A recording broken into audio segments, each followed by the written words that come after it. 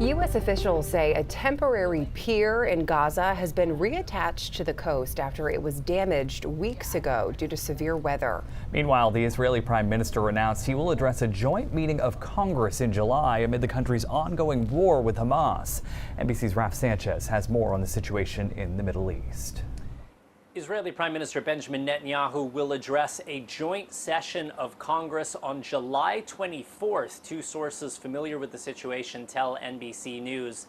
Now, that will be a high-profile and potentially very controversial address by the Israeli leader amid his country's ongoing war in Gaza following the October 7th terror attack.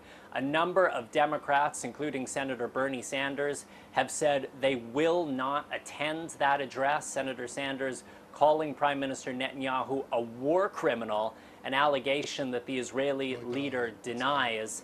A lot of it will depend on the reality on the ground here in the Middle East by the end of July. If there is a ceasefire in Gaza, it's possible some of the political heat will have gone out of this, but there's possibility also that Israel could be engaged in a full-scale war with Hezbollah, the powerful Iranian-backed militant group in southern Lebanon, by that point in the summer. So we will see what the situation with the war is, but this will be a high-stakes address by the Israeli leader.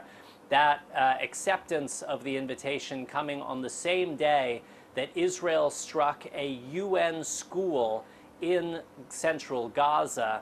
Israel says it was targeting Hamas and Palestinian Islamic Jihad militants who were hiding inside of that school, but the strike killing at least 40 people, according to hospital officials, more than half of them women and children. Israel says it twice delayed the strike to reduce civilian casualties, but a leading Israeli human rights group is saying today that while it would be illegal, a violation of the laws of war, for Hamas to operate out of that school, that would not justify an Israeli attack on an area where so many innocent civilians were sheltering.